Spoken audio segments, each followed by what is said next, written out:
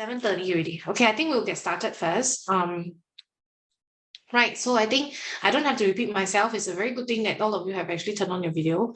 Okay, so we'll go straight to the lesson proper, yeah? Excuse me.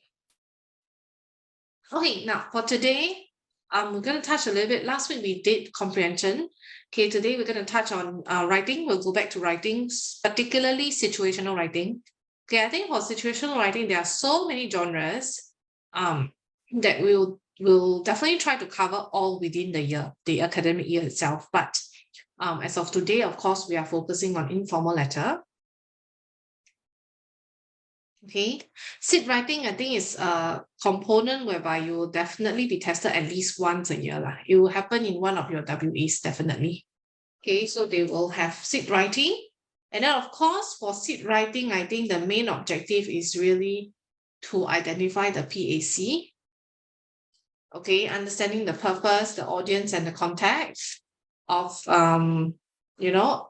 any genres that you've been given the question as well. And also, I think it's really to unpack the question as well, to understand what is required of you to write.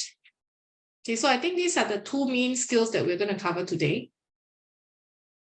Okay, and of course, we always have current affairs as one of our discussion topic. Okay, so just a quick one. I think you know that all these are compulsory now. Okay, and I think you guys have been really a good and cooperative bunch of kids. I think you have complied to it very well. Thank you so much. And just to add on, I think if you really need a toilet break, feel free to just, drop me a text in the chat box, okay? Because, I mean, I can't stop you from stopping you from answering nature's call, yeah?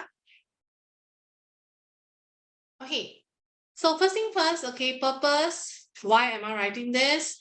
Audience, who am I writing to? And context, what is the situation? Basically, the context tells us a lot. It's not just about what is the situation. Sometimes it reveals information about the culture as well. Okay, sometimes it reveals information about the characters. Okay, so basically, what's the context? It sometimes reveals information like the location as well, the venue, the duration as such, okay, and so on and so forth. So that's the context, but ultimately context actually determines whether should we write in informal or formal tone, okay? So yeah, basically that's it. So we were talking about audience, context, right? Purpose, audience. Basically purpose is P, then audience is A. The tone falls under context actually. Okay, because the context will determine the tone, not the purpose or the audience. Audience, yes, maybe. Sometimes it will determine the tone. If let's say you're writing to your principal versus you're writing to your friend, probably the tone will be different. Okay, you will see, if you observe closely, I think a lot of people behave differently in front of different groups of people. Yeah, I think that's just human nature. Okay, so in this case, I think on top of identifying purpose, audience, and context, for sit writing, okay, we've covered this before. That's why you realize I'm going a bit faster. So you will realize that actually for informal writing, the structure is the same. Okay, so we are just revising the organization and the structure.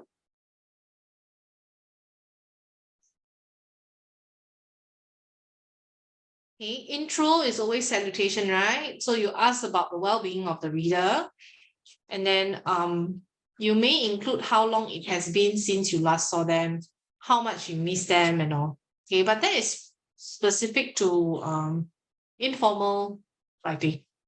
Okay, because I don't think you will tell your principal how much you miss her or him in a piece of writing. Okay, it's mostly, purely for, maybe you want to persuade.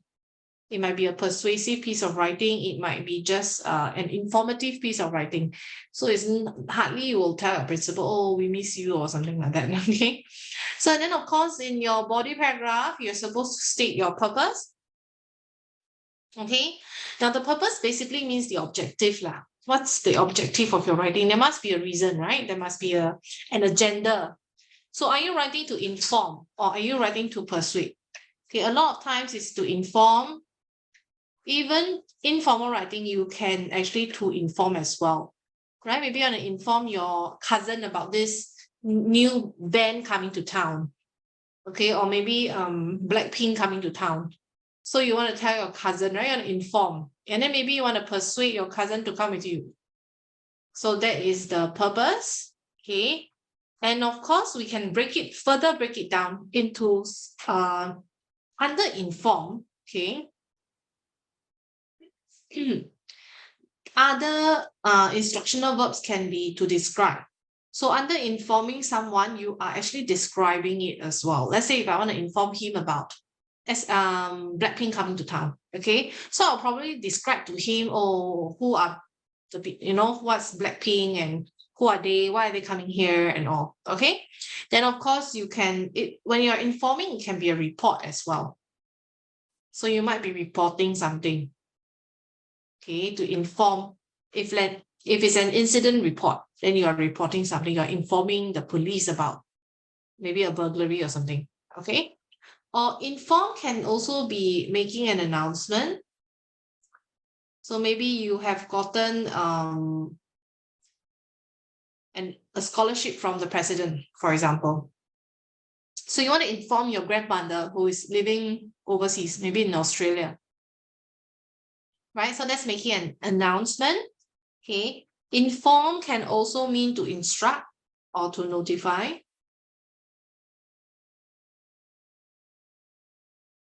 Right? You want to instruct someone, maybe on note-taking, okay? But hardly note-taking comes up for exam, for SIT writing, because it's too short, okay? But note-taking is one of the genres that you will need to know as well.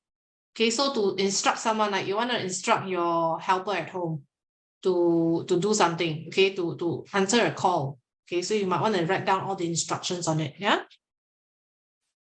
Okay, now, the other purpose is generally persuade. But of course, under persuade, we can further break it down into more of these types of persuasion, I would say. One of it is to convince. Okay, you might want to convince someone. Okay, you want to convince someone to go to Blackpink concert with you. Okay, then you might want to justify as well. Basically, I'm persuading you not to come to Blackpink concert with me, but I'm trying to persuade you that my stand is right. So I would like you to take on my perspective and viewpoint and agree with me. Okay, so it can be a justification. And persuade can also mean you want to argue a point. Or lastly, you just want to make a recommendation, which is very common. I think a lot of times they will ask you to write a piece of writing for recommendation. Like if you have three, which I think is the one that we're going to do today, because you're given three choices and you're supposed to make a recommendation. Okay. So of course, once you have identified the purpose and state your purpose very clearly, there is no need for vivid imagery for informal writing. Okay, it's not really a descriptive piece of writing, so you just be very upfront and very straightforward in terms of stating your purposes. Okay, so body paragraph 2 should include things or the points. Now, notice the points, actually the question will have 5 points usually. Okay, and out of 5 points, 5 points as in 5 bulleted points. And out of 5 points, one of it will actually cover 2 points. So there are a total of 6 points, which I highly recommend. Okay, in fact, I think you should cover all the points stated in the question. You should answer all the points in the question. Okay, so of course, take note of the tone as well, generally. And lastly, of course, you sign off by concluding, by expressing a hope, wish, or just, basically summarize everything, summarize the main purpose again. So this generally is the structure of an informal writing. It's the backbone, right? Remember I said the fishbone, right? So this one is basically how it looks like. Okay, intro, then of course body, state the purpose, right? Body 1 is state the purpose. Very similar to other forms of writing. Okay, body 2 is answer the points. Okay, you can actually have body 3 as well, if let's say you have a lot to write.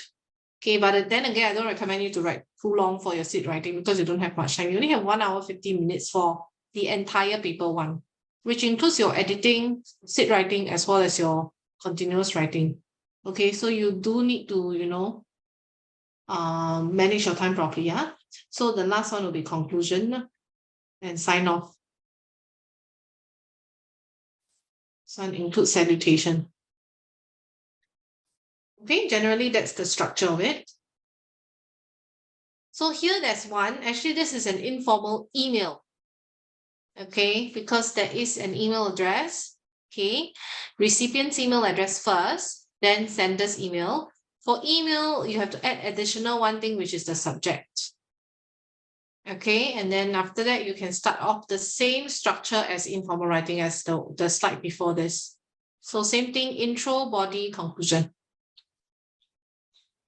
Okay, now let's move on. Okay, so let's look at this piece of text. This one is mostly about recommending, right? Okay, I'll zoom in a little bit so it's easier for you to see. Okay, who wants to read first? Any volunteers? The one who volunteers will read the shortest one. Varun. Okay, Varun, promising. Adventure Cove. Oh, teacher, Mm. do you let Sheena in? Oh, wait, hold on. Where is she? Oh, there. She texted you, is it? Is she your friend actually? We exchanged numbers in the first lesson. Oh, nice. Okay. So she texted you. She just came in, is it? Or Yeah. was it a while No, ago? she said the teacher didn't let you in at 7:38, but I just saw it. Oh, okay, okay. Okay, thank you so much for highlighting. I think she's in now, right? Is she? I don't know. Yeah. Okay. Yeah. Okay. Apologies, Sheena, because I was teaching just now, so I didn't really notice whether you came in or not. Okay. So, yeah. Okay. Oh, by the way, Sheena, can you just share with me which school are you from, Sheena? MGS. MGS. Okay, Methodist Girls' School. Right. Okay, great. So we were just discussing about the different aspects of situational writing. We talked about the PAC, right? Purpose, audience, and context. We also talked a bit about the structure of how it should be. Okay, so that was what we covered, and I think that was what you missed. We are going to analyze this piece of script writing now. Okay, this piece of visual text. And then after that, we will analyze the question as well. Okay, because we are supposed to know how to unpack the question. Okay. So Varun has volunteered to read the first paragraph, which is the shortest for now. Okay, so Varun, can you please start? What you mean from the promising Yeah. promising endless pleasures for fun. Adventure Cove Waterpark is an aquatic adventure park with something for everyone. Visit our attraction and experience a day of wet and wild fun in the sun. Okay, very good. Okay, next person, Varun, call someone else.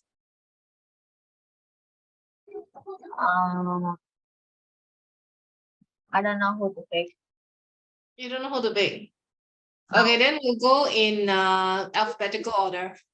We'll go back to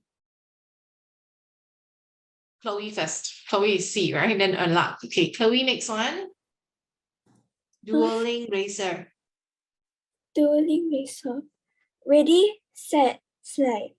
Grab a racer, man. Take your friend on a dueling high-speed competitive plunge to the finish line. Clock the fastest time down this steep dueling racer and claim victory for the biggest thrill ever. Nice. Have you ever been to Adventure Cove? No? Varun?